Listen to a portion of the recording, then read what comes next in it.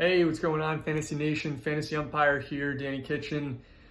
Merry Christmas to everyone and Happy Kwanzaa if that's what you're celebrating as well tomorrow. We're in holiday season here. We're also in the fantasy finals for a lot of you. So, a lot to cover here. I didn't do a pregame report on that Thursday game, 49ers and Titans. So I'll start with that one and then we'll kind of work our way through.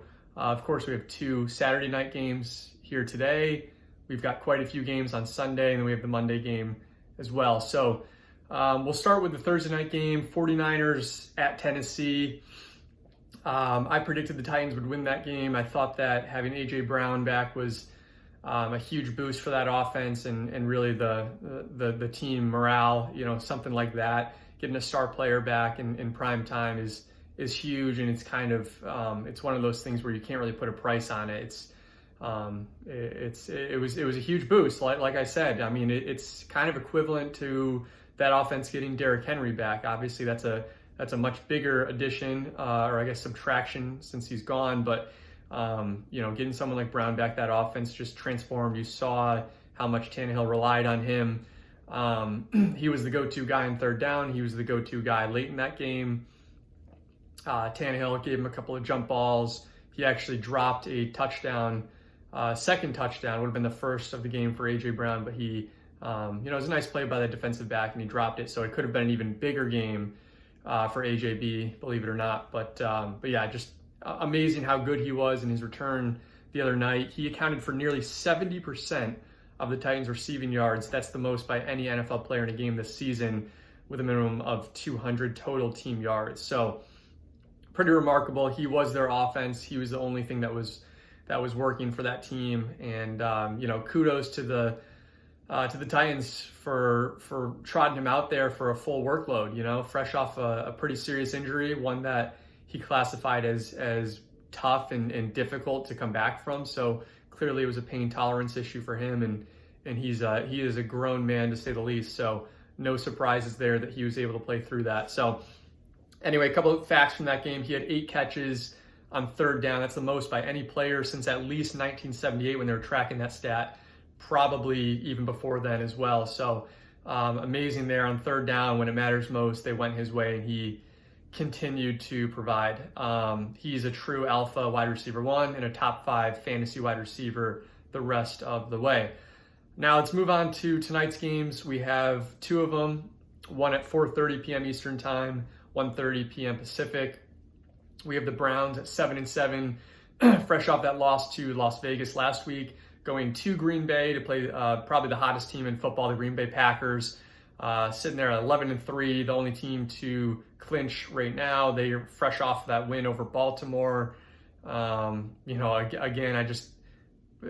things are kind of setting up. I'm a big narrative guy, and it feels like things are setting up for Aaron Rodgers and Devontae Adams to win a Super Bowl, leave Green Bay on top. They're both going to be free agents. I find it really hard to believe the Packers are going to bring both of them back, but I think if one comes back, they both do. And I guess my point there is I don't think either of them come back. So I can see them winning a title and riding off into the sunset. For the sake of this game, Browns, like I said, fresh off that loss, that was a tough one. Last second field goal by Vegas last week in Cleveland, Thursday night. I'm sorry, that was what was that, Tuesday night game because of COVID. Browns are 7.5 point road dogs. I like them to cover that spread. I think this is a close game. Baker's going to be back. They get a couple of key players off of COVID coming back. So give me the Browns plus 7.5. I like the over in this game at 45 points. I think it's a high scoring game. And give me the Packers to win outright. So I'll take the Packers at minus 350 money line. A couple key facts here. Packers are 6-0 at home. So, undefeated at home. One of the best home field advantages still remaining in the National Football League. It's going to be cold. Nobody wants to play in Green Bay in December except for the Packers. Huge home field advantage. So they're going to win this game, guys. Don't get cute with it. But the Browns are going to cover, I think, at 7.5 points. That's a lot for a team that's still contending for a playoff spot. One thing to note, teams have had success on the ground, usually against Green Bay, at least the teams that keep it close. this is kind of a bad matchup for the Pack on paper. In their 3 losses this year, Green Bay has allowed 112.7 yards per game on the ground. So how do you beat Green Bay? You run the ball. How does Cleveland win games? They run the ball. So bad matchup on paper. Big Nick Chubb game. They're going to commit to the run. I think Dearness Johnson gets his share as well. Last week, the Ravens averaged 5.5 yards per carry. That was totaling 143 yards rushing as a team. Now, half of those carries and more than half of the yards came from the legs of Tyler Huntley. So you got to put an asterisk there, but still, you get my point. The way you beat this team is on the ground. Green Bay offensive lineman David Bakhtiari with his knee injury and Billy Turner with his knee injury as well are both out. Cleveland center J.C. Treader is out with COVID, joining more than a dozen of his teammates on the COVID list, including Baker Mayfield and Case Keenum. Of course, those two are both back this week. Baker's going to start. Kareem Hunt is going to be out. Jarvis Landry is on the COVID list. He probably will play. I think he's coming off today. And then standout offensive tackle Jedrick Wills is also out with COVID. So they're hurting. There's no doubt about it, but they're getting a few key cogs back on that line, a few key players back offensively. I think this is going to be a good game for Cleveland's offense, and they're going to get things rolling, but can they keep up with Green Bay? I really doubt it. Cleveland did activate safety Grant Delpit this week, rookie safety. He's been playing great, so that's big to get him back, and they're also going to get offensive tackle James Hudson back off the COVID list. So like I said, they are getting some reinforcements there in Cleveland, and just at the right time as they need to make kind of a late push here on that division, which is still up for grabs, believe it or not. So let's move on to the next Saturday night game. We have the Colts at Arizona. This is Saturday, 8:15 p.m. Eastern time, 5:15 Pacific. Colts at 8-6, fresh off that massive win over New England last week on Thursday Night Football. Cardinals at 10-4, fresh off that loss to Detroit. They want to rinse their mouth clean of that. You know, you gotta move on from that. It's a fluky loss. I like Detroit. I always have. I've liked that coaching staff. I like what they're doing with that team. That organization seems to be heading in the right direction. But you know, no Jared Goff in this one. I'm sorry, no Jared Goff for Detroit, I should say. For the Cardinals, they're getting back some of their key players that they were missing against Detroit. So, yeah, I like the Cardinals to win this game outright. I like their money line at -140. I think the Colts cover the spread at +2.5. They're proving time and time again they're a legit contender. No one wants to play the Colts right now. Certainly no one wants to play them in January when it counts. So they're about as hot as anyone. Give me the under at 48.5 points. That's just too much. Like I said, the Colts are going to want to run the ball. The Cardinals are going to try to get back try to get their offense back on track. And I think they're also going to commit to the run. We're going to see a lot more of Chase Edmonds this week. James Conner has been out all week with a heel injury. Rondale Moore with an ankle injury. Max Garcia with a knee injury. They're all questionable for the game. I think they're all going to play. Max Garcia is more doubtful than questionable, but he may play. Even if Connor plays, I don't think you can start him. You know, the Colts have a pretty solid run defense. We saw them shut down New England last week with Ramondre Stevenson having a down game. But I think Chase Edmonds is the Arizona running back that you want to start this week. Rondale Moore, you can't trust him. He's explosive. He could catch a touchdown. He could have 100 yards. He could also have 5 catches for 5 yards. So you don't want to touch him in fantasy. In DFS, he's an interesting play, I guess, but I still, fresh off that ankle injury, I don't want him in my lineup. Arizona D lineman Jordan Phillips is out of this game with a knee injury, but he's expected back before the end of the season. So that's a key player they will get back. It should be a bounce back game for Kyler. You know, Indy is somewhat of a pass funnel defense. They're stout against the run. They're ranked 3rd in DVOA against the run. They're ranked 16th against the pass. So the way you beat Indy is through the air. Thankfully, that is what the Cardinals do best. So expect them to air it out. I think Kyler has one of his best games of the season tonight, and fire up Christian Kirk, fire up AJ Green. I think it's a big Zach Ertz game. He's going to lean heavily on those intermediate routes. But again, Indianapolis, their linebackers are as good as anyone. Darius Leonard is fantastic, so you're going to have to stretch them out a little bit and take a couple of chances with the deep ball with Christian Kirk and Rondale Moore. A couple of injuries of note. For Indy, center Ryan Kelly with a personal issue is going to be out. Safety Andrew Sendejo with a concussion is out. Quentin Nelson just placed on the COVID list yesterday. He is also out. So that's massive. You can't understate how important Ryan Kelly and Quentin Nelson are, especially in that run game. Clear downgrade. You still got to fire up Jonathan Taylor as a top 10 running back play, but for me, he is in that mid to late RB1 territory, RB5 to 8 range, I would say, as opposed to the surefire RB1 or 2 that he's been every week. So temper expectations there. Indy's going to rely more on the pass. I think Michael Pittman has a great game, fresh off of that ejection that was just ridiculous. He did nothing wrong in that game against the Patriots, did not earn that ejection, so that was ridiculous. But it is what it is. Moving on to the next week, and I think he's going to bounce back. One thing to note too, just in general on this week, it's another low-scoring week in terms of Vegas projections. Only 3 games have an over/under of 46 or more points. So, yeah, we're expecting low scoring. I'm hammering the over on quite a few because they are lower projected scoring games, and I like to take the over on those. But there's 5 games under 43 points. I hammered most of the overs on that, but we'll get to those in a second. So let's jump ahead to Sunday. We've got the first game on my slate is Tampa Bay Buccaneers at 10-4, fresh off that loss to New Orleans, 9-0 shutout at home, just wild. At Carolina, Panthers are 5-9. They are heading in the wrong direction, fresh off that loss to Buffalo, absolute spanking on the road. Panthers 14-point dogs at home against a Buccaneers team that is all sorts of dinged up. They're going to be without Mike Evans. They're going to be without Chris Godwin, who is done for the year with an ACL injury. They're going to be without their star running back Leonard Fournette with a hamstring injury.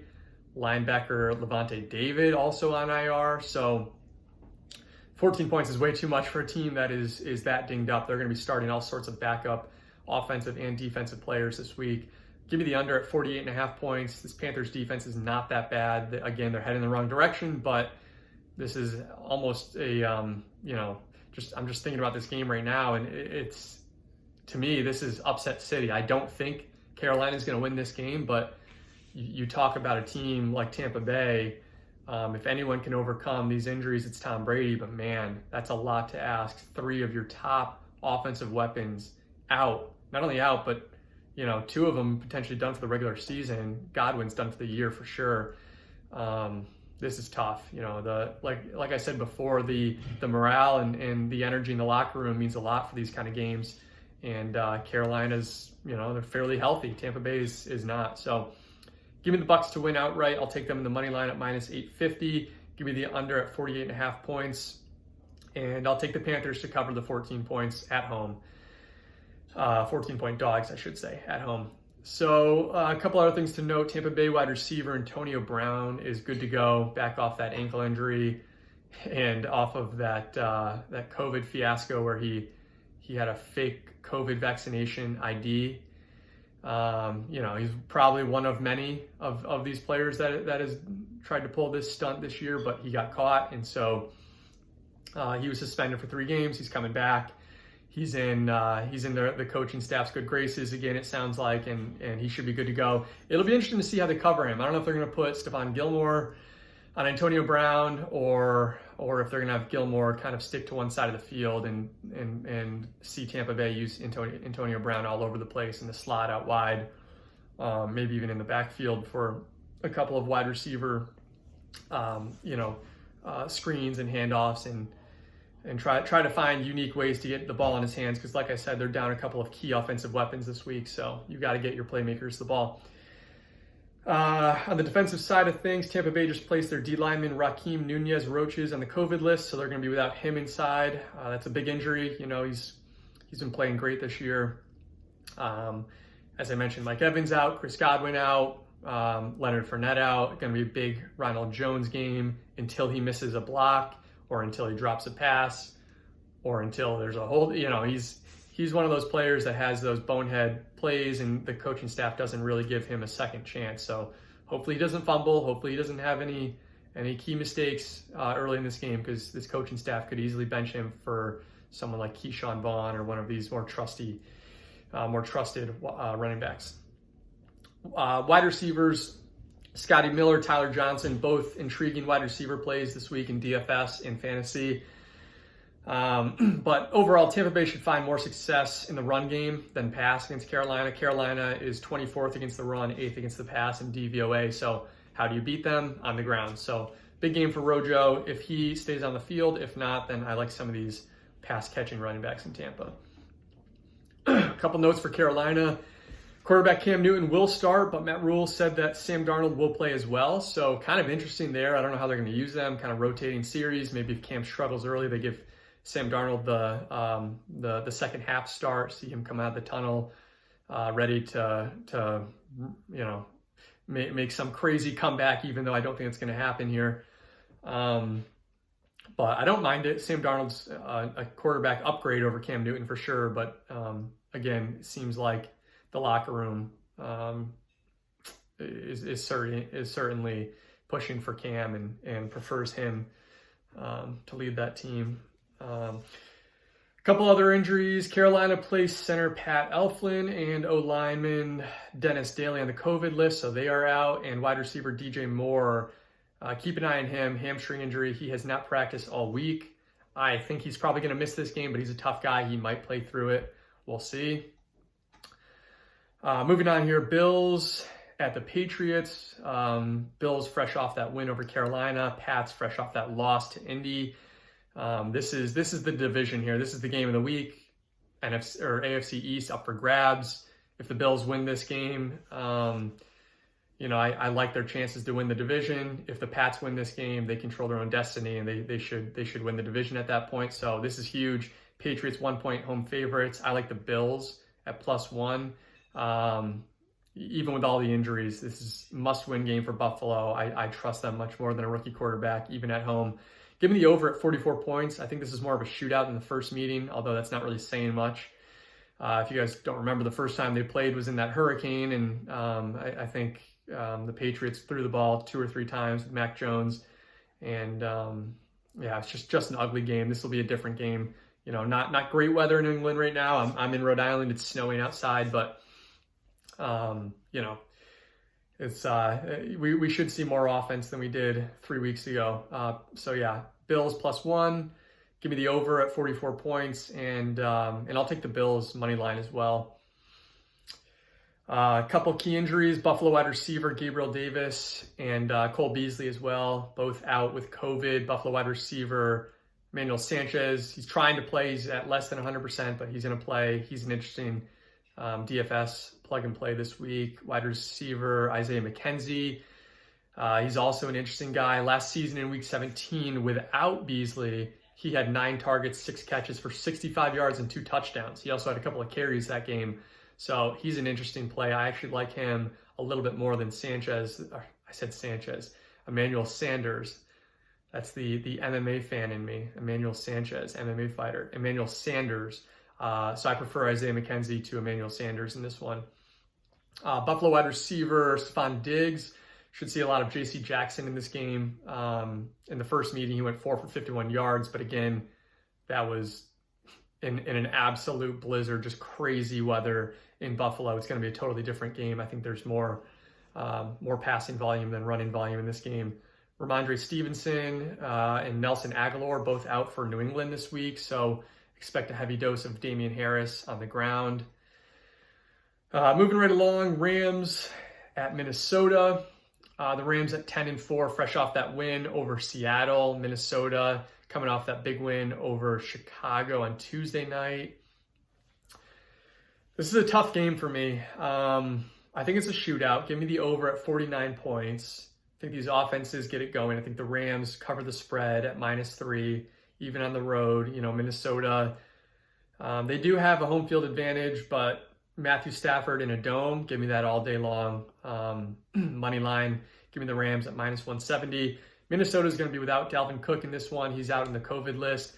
Expect a heavy dose of Alexander Mattison. I think we see some Kene Nwangwu as well. I really like the way he looks. Hopefully he gets some touches. Adam Thielen, keep an eye on him. He's officially questionable with an ankle injury. I think he plays, but we'll see. This is a must-win game for Minnesota. He's a baller. I feel like he's going to fight through it. So I think he's going to play. Fullback CJ Ham has a hamstring injury. He's also questionable. I think he sits in this game. So a couple of injuries to keep an eye on in that game. Excuse me.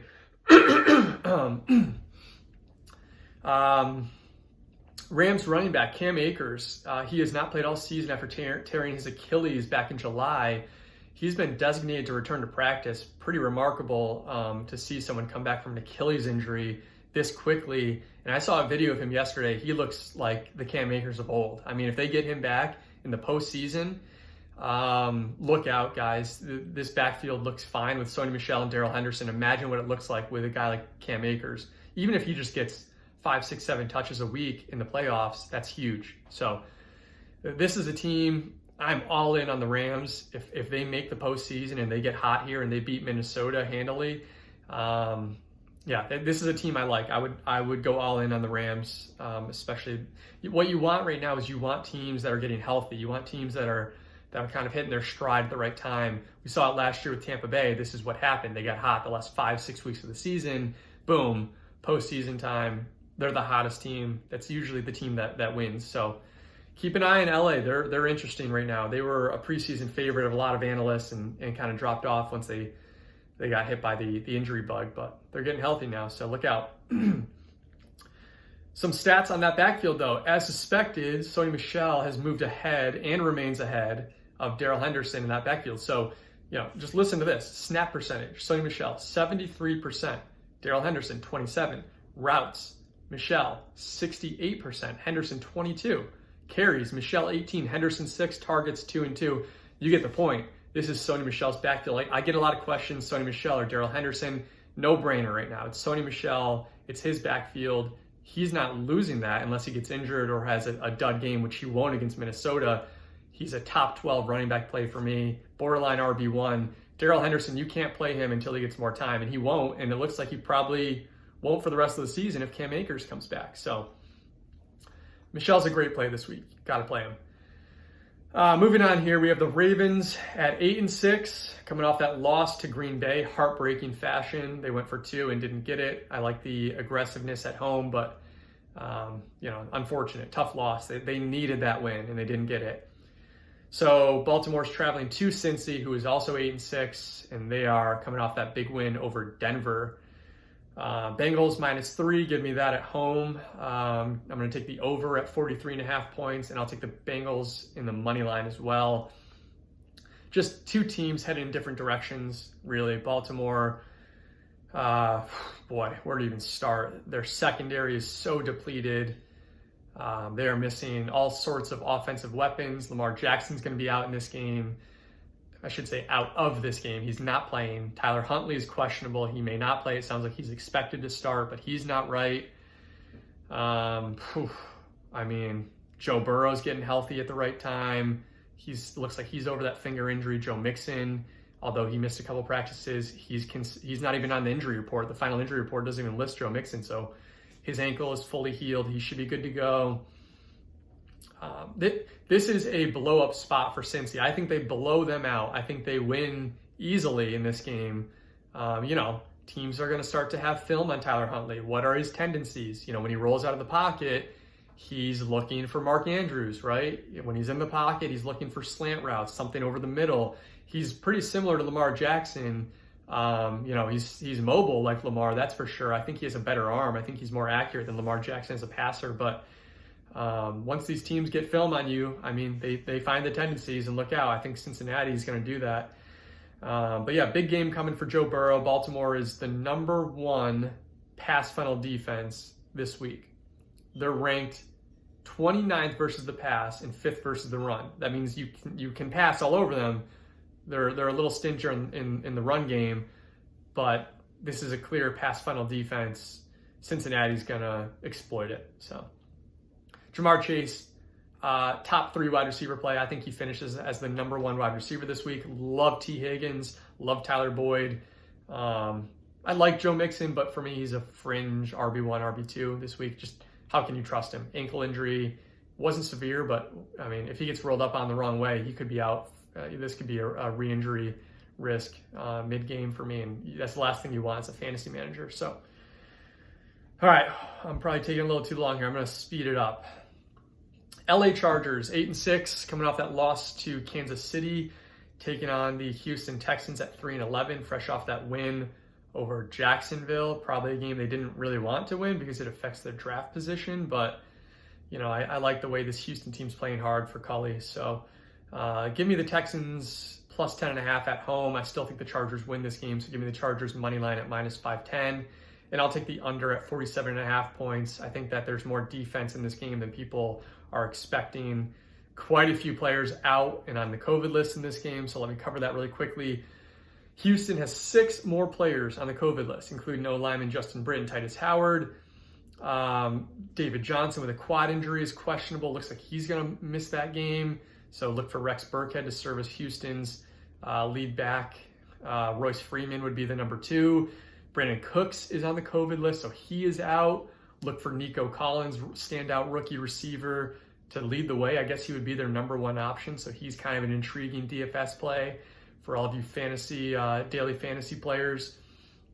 Houston should find some success on the ground. The Chargers are 31st against the run. They're 12th against the pass, so the way you beat them is on the ground, but still, you're not going to run the ball if you're losing. Justin Herbert should be able to put up points in this game, so I anticipate the Chargers taking an early lead, and once Houston's down early, they're going to abandon the run, and maybe you get checked down city to Rex Burkhead, but I don't expect a great game, even though the Chargers are beatable on the ground. So, maybe Houston gets out and runs it down their throat, pounds it down their throat, and then boom, they get out to an early lead, and they can afford to run the ball and kind of work the clock, but that's not what I think is going to happen here. On the other side of things, for LA, Justin Herbert's last 5 weekly finishes. Listen to this: 1st, 6th, 4th, 5th, and 4th.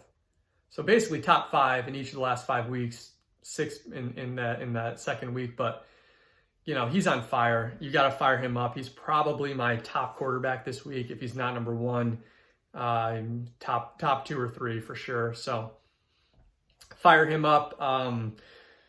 Austin Eckler is going to miss this game. It looks like he's on the COVID list, just an absolute dagger for fantasy managers. So anyway, it's Justin Jackson time. Austin Eckler went on a podcast the other day with Yahoo Sports, and he said himself, fantasy managers, I'm on the COVID list, probably not going to play. Go pick up Justin Jackson. It's the Justin Jackson show. So, if the starting running back is telling you to pick up his backup and play him, I don't know what else you need. You fire up Justin Jackson. Trust the player on the team. Derwin James, hamstring. He didn't practice for a second day in a row yesterday. Keep an eye on that. If he's out, that opens things up even more for Houston offensively. So keep an eye on that. Donald Parham, the tight end for the Chargers, he had that just scary injury last week. He's out with a concussion. Don't expect him back. He's not playing. He might not be back for a while. But thank God he's okay. He's out of the hospital, so that's great. Look for the Chargers to run all over this Houston defense. Texans are 27th against the run, 10th against the pass. So their pass defense has been okay. Their cornerbacks are pretty decent. Safety play has been okay. The way to beat them is on the ground. So Chargers going to try to run the ball. Texans going to try to run the ball. Hence the under for me. 47.5 is way too much for 2 teams that are going to try to beat you on the ground. Okay, Jaguars coming in at 2-12 off that loss to Houston, at the Jets, 3-11 off that loss to Miami. Give me the Jets minus 1.5 at home. I'm going to take the over at 42.5 points. I like these offenses in this game. It's not a lot of defense here. Both defenses are pretty weak. What do they have to lose? Air it out. Let's see what Lawrence has. Let's see what Wilson has. I'll take the Jets money line as well, obviously, if I'm taking them at minus 1.5. To cover, Jacksonville, James Robinson has a knee injury. He didn't practice the other day, but I'm not worried about him. Laviska Shenault, their wide receiver, is officially out. The Jets are a beatable defense on both the pass and run game. They don't really scare me in either facet defensively. They actually rank dead last against both the run and the pass in DVOA. So, I mean, this is a smash spot for the Jags offense. I think they get it going, but unfortunately, I don't trust the Jags defense to stop the Jets either. So again, 42.5 points. This is screaming take the over. There's no defense in this game. Over, over, over. Let's see, on the Jets side of things, O-lineman Laurent Duvernay-Tardif and Joe Flacco are both on the COVID list. Joe Flacco doesn't matter. He's a backup anyway. Elijah Moore and Michael Carter are both on the COVID list. Could be a solid game for Zach Wilson here. Like I said, Jacksonville is a pass funnel defense. They rank 31st against the pass, 14th against the run. So a little bit better there, but still middle of the pack against the run, basically dead last against the pass. Jets offense, get it going. Let's go. Moving on, Lions at 2-11-1, fresh off that win over Arizona. Monster win. Let's go, Dan Campbell. They are heading to Atlanta to take on the Falcons at 6-8. They, of course, just lost to the 49ers in heartbreaking fashion. Not really, though. It was just, they were dominated from the start in that game. Falcons, 4.5-point home favorites against the Lions that are going to be without Jared Goff. Give me that all day. So Falcons minus 4.5 at home. I'll take the over at 44 points. I think there's a decent amount of offense in this one, mostly from Atlanta. Give me the Falcons money line, of course, at minus 210. Let's see, Cordell Patterson, not injury related, but he did not practice the other day, so something to keep an eye on. I'll let you guys know if he's going to play. Detroit's a beatable defense in both the pass and the run. They rank 26th against the pass, 29th against the run. Atlanta should have no problem moving the ball here. So again, this all plays into my over at 44 points, Falcons at minus 4.5. I think the Falcons drop a 30 bomb on them, and so all you need from the Lions are a couple touchdowns, maybe defensive touchdowns, something fluky, and boom, you've hit the 44 points. That's too low right now. DeAndre Swift may be back, so keep an eye on that one. If he plays, you can't really trust him. I still think he gets a decent workload if he plays, but man, there's a really great chance of re-injury there with the shoulder. I don't see any need to play him if I'm Detroit, so why would you? He's one of the key pieces to the future of that team. Why would you rush him back? Just not necessary. So we'll see what they do. But if they do play him, Atlanta is beatable in both the pass and run game. They're a bad defense overall. They rank 30th against the pass, 26th against the run. So a little worse against the pass, but still, you can beat them in both facets of the game. Over the past 2 weeks, Craig Reynolds, the running back for Detroit, ranks first in yards after contact, third in missed tackles forced, first in PFF's rushing grade, and fourth in their elusive rating. So he's just been nothing short of fantastic, and they call him Netflix because they signed him off the practice squad when he was literally watching Netflix on his couch. So just a great story. Fire him up, especially if DeAndre Swift misses. But even if Swift is back, they're not going to use Swift as a bruising back. He'll be a pass catcher in this game. Craig Reynolds should get most of the work between the tackles. Jamal Williams is back. I don't think that he's going to steal too many carries from Reynolds. This is his backfield. So fire up Craig Reynolds. He's an RB2 for me, and he's got some upside, Moving on here, Giants at 4-10, Dallas at 7-7. Sorry, Giants at 4-10, Eagles at 7-7. Giants coming off that loss to Dallas, Eagles coming off that win over the Washington football team. This is a tough one for me. Give me the Giants plus 10 to cover. It's too many points. The Eagles don't really scare me on offense. Their defense does. I think they could force quite a few turnovers, but I think the Giants cover the 10-point spread here. Give me the under at 42 points. I think this is going to be a defensive battle. I'll take the Eagles to win outright. Give me the money line there at minus 475. Kills me to say that as a Giants fan, but yeah, I mean, how can you trust any Giants quarterback right now? Just an ugly year. Terrible offense, ugly year, though, overall for the Giants. Started with Daniel Jones, just wasn't working. They turn it over to Mike Glennon. He looked horrendous. And now they're going to a third string quarterback. There's no film on him yet. So we'll see what he can do. But yeah, this is shaping up to be a really ugly game for the Giants. And I would just be really nervous starting any offensive players outside of Saquon. Even Saquon, I'd be worried. Some notes for Philadelphia. They activated O-lineman Landon Dickerson from the COVID list. They placed defensive end Ryan Kerrigan on the COVID list as well.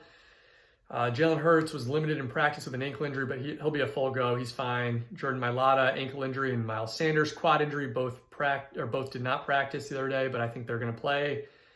But yeah, Philly should find some success in the run game. Giants are 28th versus the run. They're 13th against the pass, so a little better there. But the way to beat them is on the ground, and Philly is a run-first offense. They are going to run it down your throat, and I think it's a big Miles Sanders game if he's a full go. Two things to note here for the Giants. Kadarius Toney, wide receiver, and safety J.R. Reed, they are both cleared to rejoin the team as of Thursday from the COVID list. I don't think they're going to play. If they do, don't expect the typical snaps for Toney. I would not fire him up in any fantasy leagues, that's for sure. All right, let's move on to the 4 p.m. slate. We've got the Bears at 4-10, coming off that loss to Minnesota, going to Seattle, traveling from Chicago to Seattle at 5-9. And Seattle is coming off that loss to the Rams. They did play them tough, though. Give Seattle credit. They played the Rams pretty tough there last week on the road. I still like the Bears to cover the 7 points on the road. Give me the over at 44 points. And I think the Seahawks, I'll take the Seahawks money line. I do think the Bears can win this game outright, but I'm going to go with the safe bet here. Seahawks minus 320 at home. Again, this is more of a tryout for, it feels weird saying that, but it's more of a tryout for Russ for other teams. Where is he going to fit? Is he going to go to Denver? Is Green Bay going to make a play on him if Rodgers is gone and they don't fully trust Jordan Love there? So we'll see what happens. But right now it's a prime matchup for both quarterbacks. Nick Foles is going to start for the Bears. Russell Wilson, no brainer. You got to fire him up against a depleted Bears secondary at home in Seattle. I like him a lot. So a couple notes here. Chicago took Andy Dalton and defensive end Mario Edwards off the COVID list. Doesn't matter. Dalton's not going to start, but he will be a third stringer actually because Justin Fields is going to be the backup apparently. He's got an ankle injury, but he's healthy enough to play, but he's still going to be the backup. Just makes no sense. Typical Matt Nagy. Either way, it's a great start for Nick Foles. I would have liked to have seen Justin Fields start this game because it's a smash spot for any quarterback. Kick returner and wide receiver Jakeem Grant with a concussion. He didn't practice for a second day in a row. I don't think he's going to play. And then Chicago plays D-lineman Akeem Hicks on the COVID list. That's huge. A massive loss for that defense if he's out. We saw what he did to to Minnesota. He was in Kirk Cousins' living room that entire game. He was all up in his grill. So no Akeem Hicks here. That bodes well for Russell Wilson and that Seattle offense. I think they're going to take off DK Metcalf, Tyler Lockett. This is a big week for that offense. So fire them all up. I like them both as wide receiver ones this week. Russ Wilson, top 5 quarterback for me. This is the week. Let's just keep speaking it into existence. I think he's going to go off this week. And again, like I said, solid game for Nick Foles. Seattle's the number 2 pass funnel defense on this week 16 slate. So, they're 28th against the pass, 7th against the run, stingy against the run, very bad against the pass heavy offense. Seattle's been trying to establish the run, but let's be real. Their run game is pathetic. They're not going to have success on the ground. Definitely not against Chicago, but no Akeem Hicks. This is huge. So can't overstate that enough. Big game for Seattle's offense. And one thing to note too on Foles, he made 7 starts for the Bears last season. He averaged 238 yards per game, 1 touchdown, 1 interception, 66% completion rate, 5.9 yards per attempt. Those are all mediocre stats. They don't really matter to me. It's a different game, a different time in the season. I just throw that out the window. Foles should be fine. He's he's in that QB 18 to 20 range with like a QB 15 upside. I think his ceiling is QB 15 or 14. So don't expect anything crazy, but yeah, I think he throws for 250 to 300, maybe a couple touchdowns, but I'm sure he turns the ball over too. On Seattle's front, Lockett averaged 7 targets, 4.2 catches, 89 yards, and 0.4 touchdowns in his last 5 games before missing this past week. Those are great numbers. Of course, we always knew that he was a key part of that offense. But again, there's a reason they struggled last week, moving the ball downfield. No Lockett. He's back. Fire him up. DK Metcalf with a foot injury. He was limited for a second straight day the other day. I still think he plays, but keep an eye on him. And like I mentioned, Chicago's beatable in both the pass and the run game. They rank 72nd against the pass and 72nd against the run. So 22nd, 72nd. They rank 22nd against both the pass and the run. So beatable there. Let's move on to the 4:30 p.m. Eastern time slate. We've got the Broncos at the Raiders. Both teams 7-7. Broncos off that loss to Cincy. Raiders off that win against Cleveland. Give me Denver +1 on the road. I think they win this game outright, so give me them in the money line as well. I'll take the over at 41.5 points. Denver just placed center Lloyd Cushenberry and offensive tackle Drew Himmelman on the COVID list. Las Vegas just placed O-lineman Jermaine Eleanor and safety Roderick Teamer on the COVID list. That's about it. I expect run-heavy offenses here, run-heavy approach. Javonte Williams, pound the rock. Melvin Gordon, big game. Josh Jacobs, big game. I think Hunter Renfrow should have a nice game over the middle. I think that, you look at what Patrick Surtain does. He's going to eliminate that outside receiver. Don't expect much from Bryan Edwards. Nice game for the tight ends here. Noah Fant, Albert O, Foster Moreau starting for the Raiders again with Darren Waller out. So this is a tight end game and a run game. It's going to be this game's gonna be won between the trenches, and I think it's an old fashioned Raiders game where they just pound the rock, and I think it's gonna be a good game. It's a 1-point spread, kind of flip a coin here, but I like Denver right now, and Drew Lock's whatever. You can't play him, but maybe he provides a little spark for this offense. Teddy Bridgewater wasn't really doing much, so we'll see. And then the other game we have at 4:30, Steelers at 7-6-1 off that win over Tennessee, traveling to Kansas City. Really tough game here at 10-4, fresh off that win over the Chargers. Give me the Chiefs money line, but I think the Steelers cover the spread. 9.5 points is too much, guys. It's the Mike Tomlin team. They are not going to get blown out here, even on the road in Kansas City. Give me a break. Kansas City is missing some key guys on the COVID list right now. I'm going to take the under here at 46.5 points, just under. I think they hit around 44, 45 total points in this game. But yeah, I mean, Steelers are going to want to grind it out. They're going to want to run the ball. Kansas City's going to want to run the ball. It's two run-heavy teams right now, I guess. But key injuries to touch on. Kansas City just took their D lineman Chris Jones and cornerback Charvarius Ward off the COVID list, so they're coming back. But wide receiver Tyreek Hill, tight end Travis Kelce, both on the COVID list. Are they going to play? I don't know. That's a toss-up, and those are two huge losses if they're out. I mean, this offense will look drastically different. I think the Chiefs are going to run the ball. The way to beat the Steelers is run. They're 30th against the run, 9th against the pass. They just got Joe Hayden back, and he looks like he's playing in his prime right now. So you're going to have to run the ball. Big game coming for CEH. Big game coming for Williams on the ground for Kansas City. I think Mahomes will be fine, but without Kelce, without Tyreek Hill, temper overall expectations for that offense, because it's just going to look different, plain and simple. On Pittsburgh side of things, Ben Roethlisberger, what isn't he dealing with right now? A pec injury, right shoulder injury, knee, ankle, you name it. He was limited in practice. He'll play. He's fighting through it. But this is his last season. So he is. They're rolling him out in a wheelchair at this point and just telling him to hand the ball off. Pat Fryermuth's going to miss this game. Concussion. He's out. Running back Anthony McFarland, backup running back, doesn't even matter. He's placed on the COVID list. He wasn't going to factor in anyway, so irrelevant there. Okay, Sunday night, Washington 6-8, coming off that loss to Philadelphia, going to Dallas at 10-4, fresh off that win over the Giants. This is the game of the week. I think the Bills and the Pats probably 1A. This is 1B. Divisions on the line here. Washington must win. Cowboys basically have this division locked up, although you got to figure Philadelphia wins this week, so maybe that keeps the pressure on. And both these teams still have 2 or 3 division games left after this week. So this is a big game.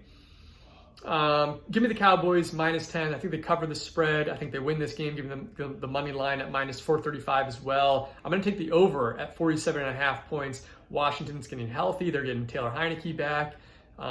Cowboys getting healthy. I like this game a lot. This is going to be a lot of offense. Washington is a clear pass funnel defense. They rank 27th against the pass, whereas they rank 11th against the run. Again, this is in DVOA. Should be a monster game for Dak. You know, Dallas is getting back their defensive tackle, Osa Odigizua, from the COVID list. On the Washington side of things, safety Landon Collins with his foot injury is out. Cornerback William Jackson is out with a calf injury. Defensive end Daniel Wise with a knee injury, he is out. And then safety DeShazer Everett also out. Key injuries on defense. Again, Dallas is going to explode offensively here. Fire up all your Cowboys, except for the running backs. You just can't trust Zeke right now. He looks so bad. But pass catchers, Dak, tight ends, fire him up. Running back Antonio Gibson, turf toe, kind of. It's a toe injury. Riverboat Ron said that it was similar to the turf toe injury he was dealing with last year that clearly affected him. You cannot play Antonio Gibson. Get him out of your lineup. Don't even be tempted. Even if he's playing full go, you can't play him. It's a tough matchup anyway against Dallas, but yeah, this is the Jarrett Patterson game. You can't trust Gibson. Curtis Samuel, the hamstring injury, he's questionable. You can't trust him either. As I mentioned, Taylor Heineke is back, as well as linebacker David Mayo, tight end Tamarick Hemingway, and safety Derek Forrest off the COVID list. Also, they're going to get their kicker Joey Sly back. He was designated to return from the IR, and this is a run-first offense. Cowboys ranked 19th against the run, so they're beatable on the run. You cannot throw on them. They are first in pass defense. So look for Washington to run the ball, but they're not going to have a ton of success. If they do, it's with Jarrett Patterson. So I like him as an RB2 with RB1 upside, but again, get Gibson out of your lineup. You can't play him. Last game of the week, Monday Night Football. Dolphins at 7-7, coming off that win over the New York Jets, going to New Orleans to take on the Saints, also at 7-7, coming off that big win over Tampa Bay. Huge, keeping their playoff hopes alive. Give me the Saints to win this game outright at -165 money line. I also like them to cover the 3-point spread at home. Again, that's Saints -3 at home. And I'll take the over. The over-under in this game is 39.5. You know, Saints are without Taysom Hill. He has COVID. Trevor Siemian is out on this one. In this one, they're depleted, but 39.5 points, it doesn't take much to hit that spot. I don't think the Dolphins defense is that good. They should be able to move the ball against the Saints, but we'll see. That's a tough one. 39.5, I'm hammering the over, but the spread, the more I think about it, 3 points. I think this could come down to a last-second field goal. So I'm going to stay away from the point spread. If I had to, I'd say Saints -3, but give me the money line, Saints all day. So a couple stats here. Saints are just 2-4 at home this season. It's not the same home field advantage that we're used to seeing back in the Drew Brees days in New Orleans. It's just different. A lot of it has to do with the players they have, but it's just different. They're not this huge home favorite anymore, but Monday night, prime time, New Orleans, I like them. As I mentioned, they placed Taysom Hill and Trevor Siemian on the COVID list. They also placed safeties Malcolm Jenkins, Jeff Heath, O-lineman James Carpenter, Jordan Mills, Caden Ellis, defensive end Jalen Holmes, and D-tackle Christian Ringo, all of them on the COVID list. They're going to be starting rookie quarterback Ian Book in this game. So he's a 23-year-old rookie from Notre Dame, 4th-round draft pick. He was mediocre at best as a college passer. I wasn't a big fan of his. 63.8% completion rate, 7.8 yards per attempt, 72 touchdowns, 20 interceptions in his career at Notre Dame. He also ran for 1,517 yards and 17 touchdowns over 4 seasons. So, that's not nothing. That's a pretty solid stat there. He can move. He can use his legs. He's kind of like a Taysom Hill Jr., Taysom Hill light, very, very light. He ran a 4.65 40 at his pro day. Whatever. That's pretty good. But yeah, I'm not buying into the Ian Book narrative here. He'll be solid, but not great. Saints are going to be without Terran Armstead with his knee injury, Ryan Ramczyk with his knee injury. They both didn't practice all week, so I think they're going to be out. Defensive end Marcus Davenport with his shoulder injury, he's been limited. I think he plays, but he's not right. So New Orleans is just all sorts of dinged up right now. This is a tough game for them. But again, I think at home, prime time, I think they win. They're going to lean heavily on Alvin Kamara. I think Marquez Callaway gets going here. And for Miami, Jalen Waddle's back. He's activated off the COVID list. Got a full week of practice in. He's on track to play. He's averaged 9.2 targets, 7.6 catches, and 87.2 yards per game over the last 5 games.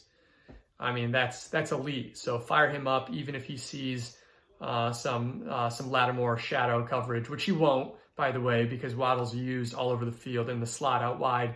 They get him the ball, so don't worry about it there, but maybe a slight downgrade. But Jalen Waddle is going to be the focal point of this offense, along with Gesicki. I think Devontae Parker is the one who sees most of Lattimore's coverage.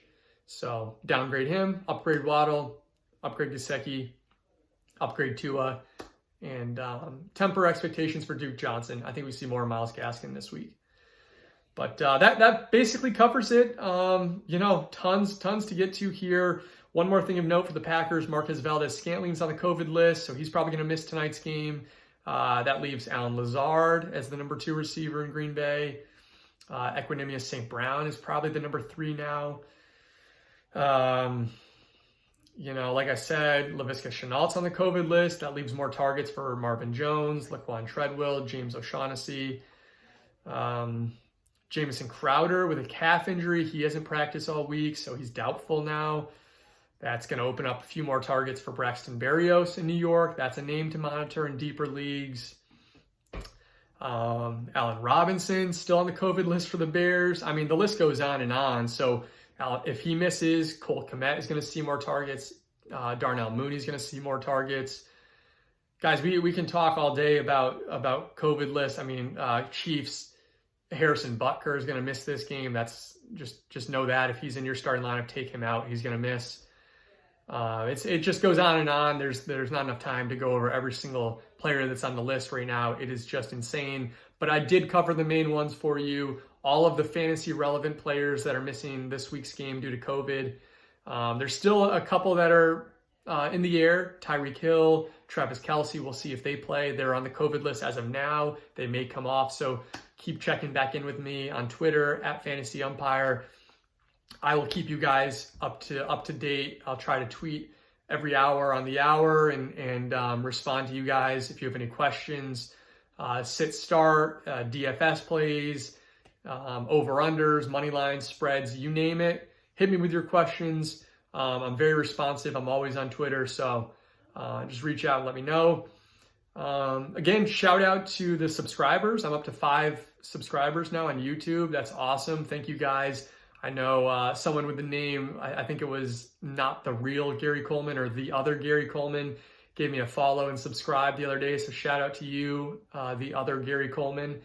And shout out to all my Twitter followers. I'm up over 100 followers now and rising. So really appreciate you guys, every single one of you. And, I love the engagement. So let me know what you think. If I'm wrong about something, hit me up, let me know. If there's anything you would like to see me do differently or incorporate in my videos, just let me know. So follow me, subscribe, hit that like button for me. That always helps. And I'll do this again next week. So good luck, you guys, and Merry Christmas to all, and happy holidays.